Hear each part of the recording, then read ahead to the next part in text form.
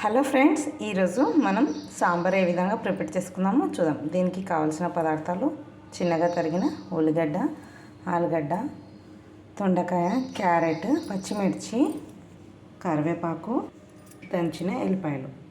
కొంచెం నూనె వేసుకొని దాంట్లో ఆవాలు, జీలకర్ర వేసుకుందాం.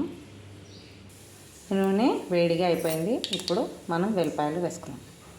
అదేవిధంగా కరివేపాకు, కూరగాయలు కూడా వేసుకుందాం. ఒకసారి కలుపుకొని